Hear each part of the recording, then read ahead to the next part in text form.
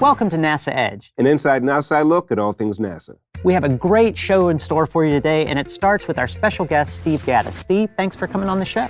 Glad to be here. Always a pleasure to join you guys on the show. Speaking of joining us, this is your fourth appearance on NASA Edge. You are kind of becoming a resident co-host. That's awesome, and I am keeping track. A veteran, if you will. And of course, we have a rookie correspondent outside the studio. Sarah, how's it going? Hi, I'm Sarah Messina. I'm a student at UC Berkeley, and I'm just going to be doing some interviews a little bit later about Ceres and then the Radiation Budget Instrument, RBI. So you're feeling good? You ready for today's interview? Totally ready. I live my life by the Emperor Kuzco motto, bring it on. Nice Disney reference. We'll check back with you later in the show. Thanks, guys. I'll see you later. Always awesome to have great guests on the show. Absolutely. Now, Steve, the last time you were with us, you were with the Game Changing Office. Right. Now you're the Deputy Director of Flight Projects. Tell us a little bit about that transition and what you're doing now.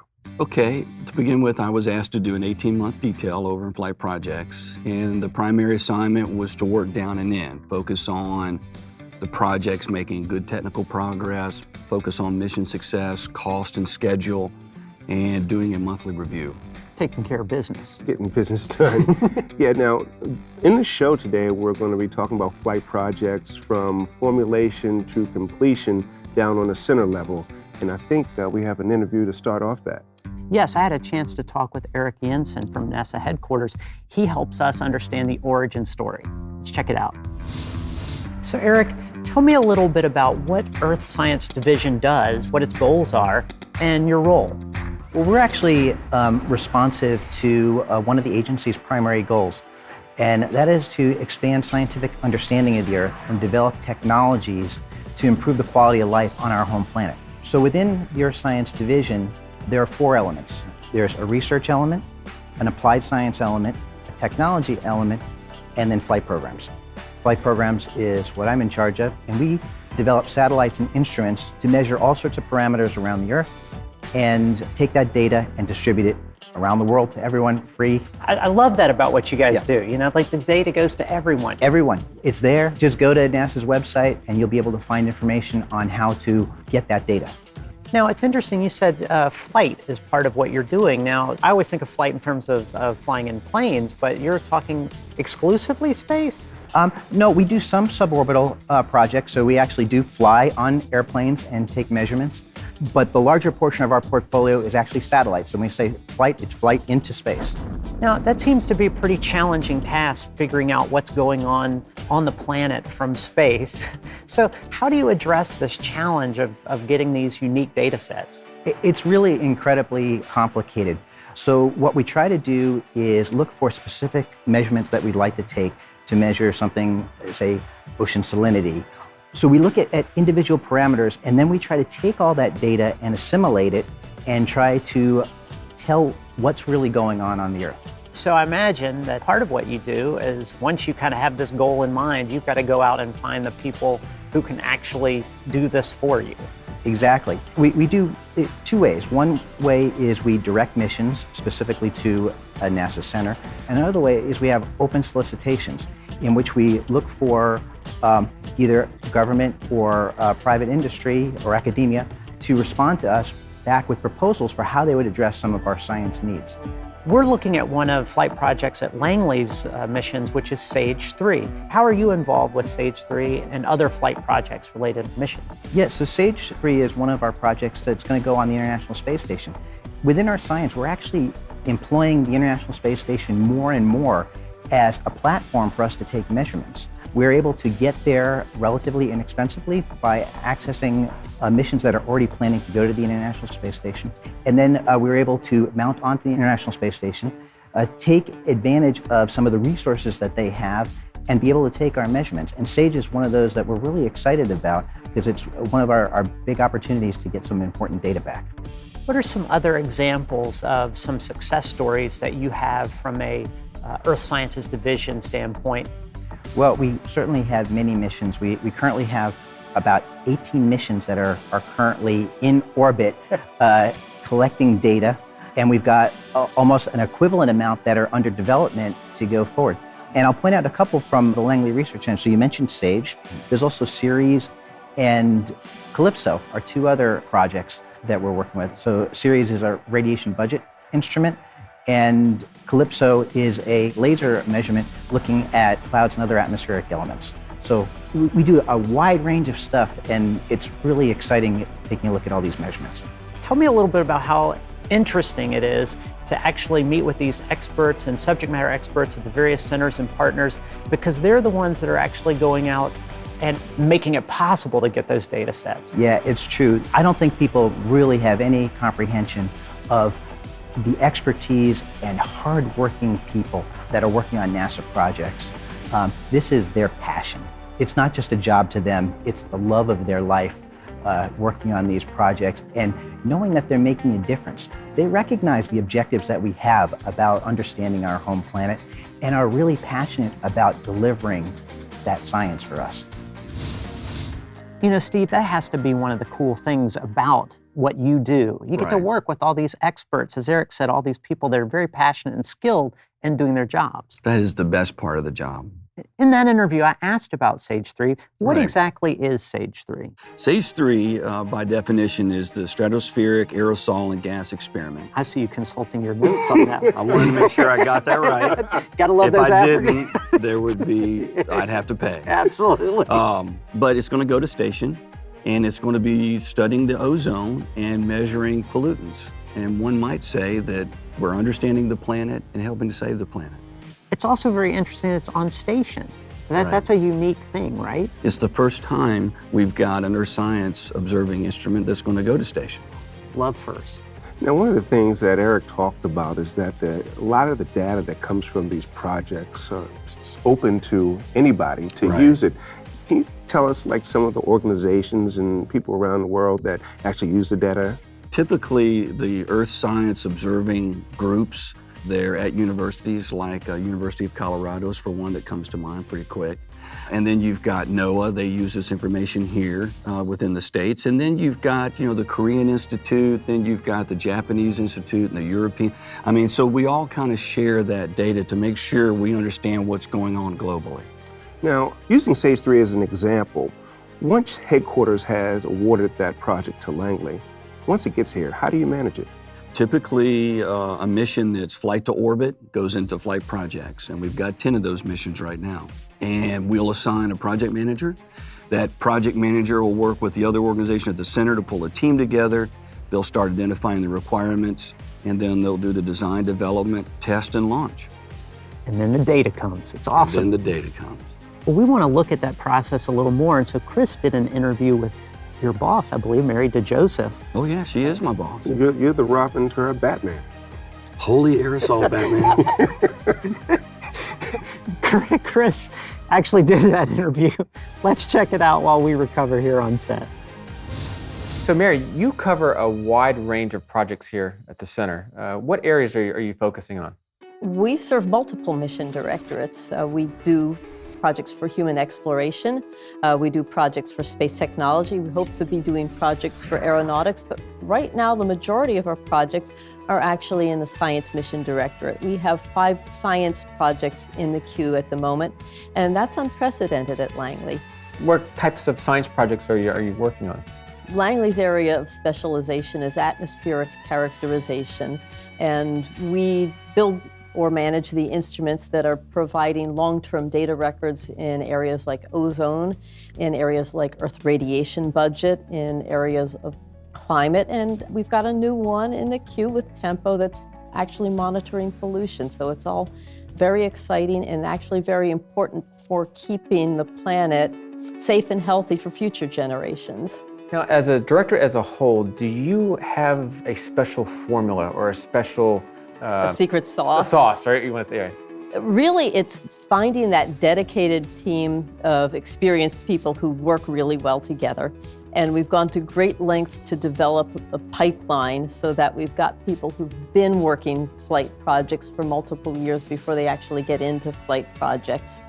And finding the people who have that ability to look at the big picture and yet delve into the details and understand how those details are going to drive and affect the big picture in the future. And you're starting at maybe at a design level, but then as you proceed all the way through the flight, you're building hardware, you're testing hardware. So I'm sure you have people that span the whole life of the project. Right. So there is a core of my team that really likes to go from cradle to grave, from the mission concept all the way through launch. And you're right, there are people who specialize. There are people who really enjoy the formulation phase and like to hand it off after PDR to the people who are going to go work the details of the hardware and experience all of the excitement and some of the pain that actually goes with building the hardware, testing it, integrating it, and taking it down to the launch site. It's a very diverse set of skills, and it requires an enormous amount of experience and knowledge to do the whole thing. It does sound like you are the all-star group because of your diverse background, the experiences, the level of experience that you have within your flight project, and then also all the different areas that you cover. Yes, it's a fantastic group of people in flight projects, and they do the most incredible things for NASA and for the country. Now, Steve, Mary talked about one thing that is essential to the success of any mission, and that is the people. Absolutely. Is there a challenge to manage all the people in these projects? Oh, you bet there is. Given the fact, and Mary alluded to, that we support the Human Exploration and Operations Mission Directorate, we support the Science Mission Directorate, we support Space Technology Mission Directorate, and each directorate has a certain way of doing things. You know, they've been successful and they want to repeat success. Some of the larger directorates, even the divisions, have that. And so we have to manage all that and meet those expectations. But Mary mentioned the secret sauce, and it's people. And the right people can make anything work. And it doesn't matter, you know, if they're in this directorate or that directorate. We just have to understand, but the right people can make that work. You know, and it's interesting, it pays dividends too, because even though Mary mentioned that a big part of what you guys do is atmospheric characterization, you're also doing these other things like robotics and other types of missions that are in different disciplines. So, you know, that's got to add to the challenge. It does, it does. We have expertise in structures and robotics at the center, and that lends us to be called upon by other centers and industry to team and partner. In fact, I had a chance to sit down with Philip Brown of the ARM mission and talk to him about that project. Let's check it out. Phil, one of the missions that we're really excited about for Flight Projects Directorate is ARM. Tell us, what is ARM? So ARM stands for the Asteroid Redirect Mission. It's actually two missions in one. There's a mission to go out and collect a boulder from an asteroid, return it to local Earth-Moon system area, and the follow-on mission would be to send up an Orion crew to actually do an EVA with the collected boulder and assess it and return samples back to... Sort of the hands-on version. Right. So let's talk about the part that you're working here at Langley, because I've been into the high bay and I've seen the special floor and some of the hardware. What actually are we working on here to further the mission? So Langley is working on a subsystem called the Contact and Restraint Subsystem, which is basically the landing legs, if you will, for the whole ARM robotic spacecraft. The CRS will actually serve three operational purposes on the redirect mission. And that is first to be the contact and load attenuation system on touchdown with the asteroid. We're actually landing the full spacecraft on the asteroid directly over a boulder, which we've done, precursory surveys of and had selected prior to the landing event. Is that why you have the special floor, to simulate those conditions for not only the legs, but the mechanism to retrieve? Yeah, so we're going to be working in a near zero gravity environment. These asteroids that we've been targeting have gravity fields somewhere on the order of micro-Gs compared to Earth, 1G gravity systems. So it's very light gravity systems. So that's what we've been developing over on, what we refer to in some vernacular as the flat floor system. And that allows us to develop a system that floats on air bearings to give us sort of that zero G type condition and frictionless type setup for us to work to help pan out our concept. So that's what we've been doing for about the last year and a half, is pulling that system together. What's the next level of testing before you actually get to flight-ready hardware? The next step is we're in the process now of developing some prototype legs that we will again actuate with commercial hardware to get to a system that represents more closely the stiffness of the actual flight design that we're working on. So that system is under development now. We expect to see that come together before the end of the calendar year. and then we'll be able to use that as a closer representation of where we're heading for the flight design. You know, Chris isn't on the set today, but he did find a way to make it into the B-roll of our last video. Hey, he's pretty sneaky that way. Yeah. Yeah, it's interesting because he's host and yet camera person. He's kind of doing a little cross-discipline action. And speaking of cross-discipline, that's not unlike what your engineers and scientists are doing in your missions Absolutely. for FPD. Right. Our teams are so talented that if they do structures, say for human exploration, they can switch over and do structures for a robotic mission or do structures for like satellite servicing or do something related in Earth science. Very flexible. And in another cross-discipline situation, we have our intern who's actually ready now with her interview on Ceres. Let's check it out. So Kevin, Ceres is a big 5-letter acronym. Did I count them right, or are there 6? There are 5 letters, and actually we've got a couple additional ones stuck on the end for this one. It's FM6. What does all of that stand for? Ceres stands for the Clouds and Earth's Radiant Energy System, and FM6 stands for Flight Model 6. So this is actually, despite the 6th, the 7th version of Ceres. Did something happen? So the first one was titled something different, and they flew it, and it was a prototype, and it worked. And now they've gone back and they've made 6 others just like it. So FM6 is the new one. When does that launch, and what is its mission? So FM6 will launch in March of 2017. Its mission is to measure the radiation that is going towards the Earth from the sun, and also the radiation that is emitted from the Earth and reflected by the Earth. So it's launched as part of a larger spacecraft, JPSS-1, which is run by NOAA. It's a joint polar satellite system. So this is the first in a series of missions that NOAA is doing, where they bring together a set of instruments that work together to fly in what we call the A-Train, which is led by the mission Aqua. Okay, that was a lot of technical things there. Sure I think was. the first thing was radiation. That's sort of like dangerous stuff, right? So the type of radiation I'm talking about is actually mostly visible light that you can see, and the infrared, which makes you warm. So the light that comes into the Earth from the sun is either reflected by the clouds, or it can be absorbed by the Earth, its Earth's surface, or it can be reflected by the Earth. So there are a couple different ways in which the light can interact. What we're finding is that in order to predict the overall climate change, which is the overarching goal of Ceres, we need to be able to understand how much energy is the Earth getting and how much energy is it letting go. Because if we're actually receiving more energy than we're letting go, we're slowly warming up over time. And we're talking fractions of a degree over decades. So we're trying to get a very, very high accurate system to watch for tens of years with Ceres and a follow-on of RBI to take a look at how much radiation we're receiving, how much is leaving, and be able to kind of characterize how the clouds are interacting into that, which is where Ceres gets the C in its name from.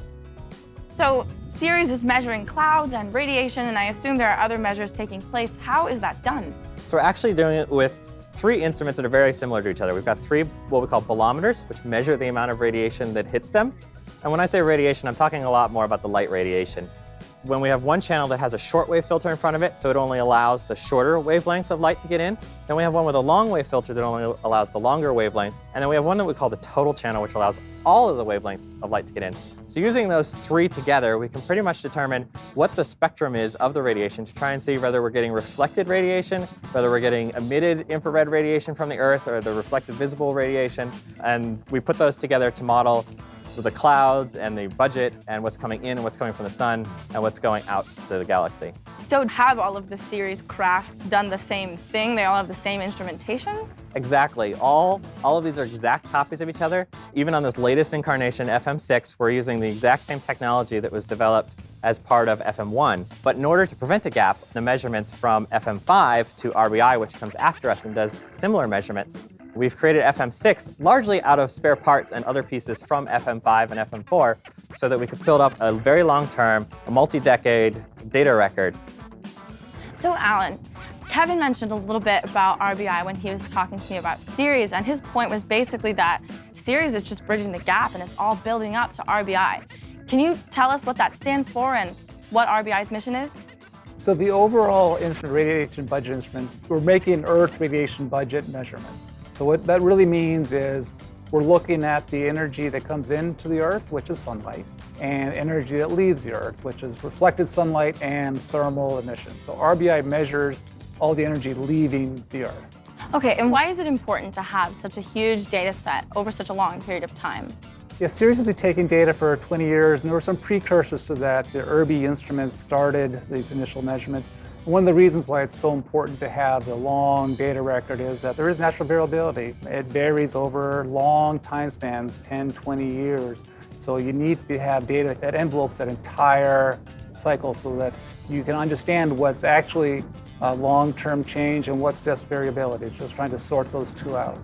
Can you kind of give us a little bit of a sense of what is the significance of if the radiation budget is overall warming or cooling, and what affects that? Is it natural factors, or does mankind play a role as well? So RBI looks at the overall energy budget.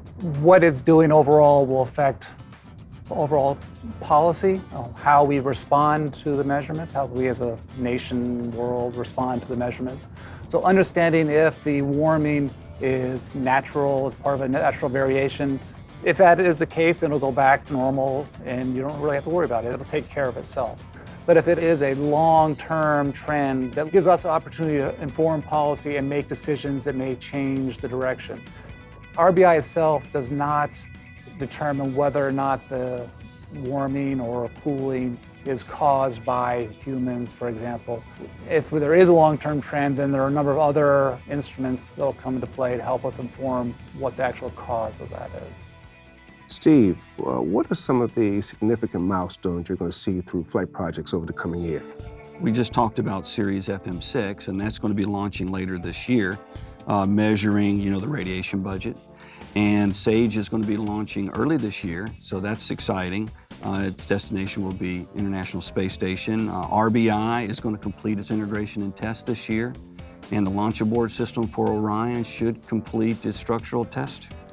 It's going to be a banner year for us. Exciting stuff coming It is. Right out of Flight Projects Directorate. Yep. Very good. Well, I tell you what, we're also excited because mentioning SAGE 3, we're actually going to be there covering the launch live. Oh, that's great. So make sure that you stay tuned to our social media pages to find out that exact date. And maybe we're wondering if you're there, maybe you'd be willing to come on the show. I would love to. That would be awesome because we could use you. Yeah. Ratcheting up that attendance. Right.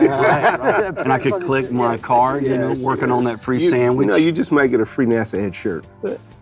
I'm in.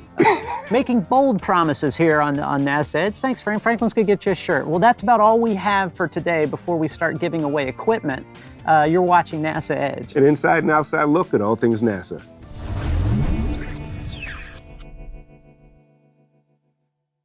Hey, Steve, thanks for being on the show. Man, my pleasure. Good. Hang on before you leave, man. What? I need you to punch my card. Oh, man. You really trying to get my shirt, huh? Yeah, what about the other 4?